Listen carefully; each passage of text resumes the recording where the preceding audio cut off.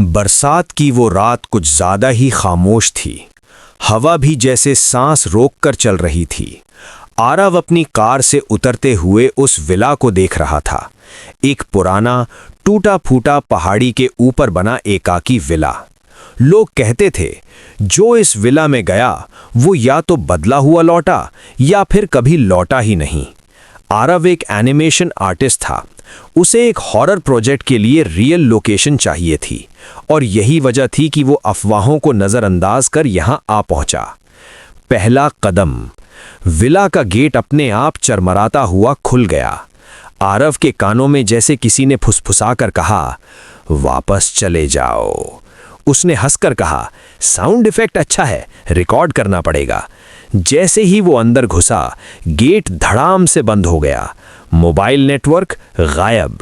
Villa के अंदर दीवारों पर अजीब पेंटिंग्स थीं। हर पेंटिंग में एक ही चेहरा, खाली आंखें, टेढ़ी मुस्कान। आरव ने टॉर्च ऑन की, तभी ऊपर से किसी के चलने की आवाज आई। ठक ठक ठक। यहां कोई है? कोई जवाब नहीं। पहली रात के 2:17। आरव की नींद अचानक खुल गई। उसने महसूस किया कोई उसे घूर रहा है। सामने शीशे में उसकी परछाई मुस्कुरा रही थी, लेकिन आरव नहीं।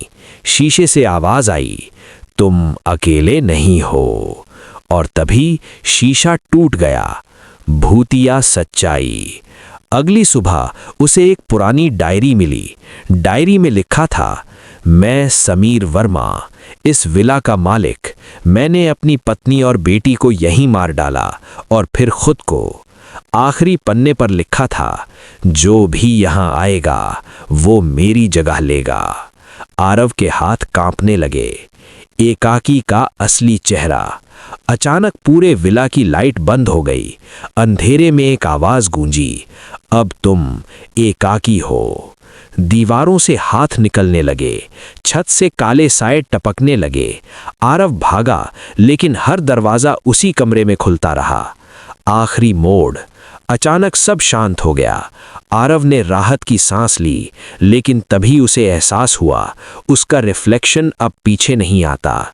वो शीशे में मुस्कुराया और बोला, अब ये विला मेरा है।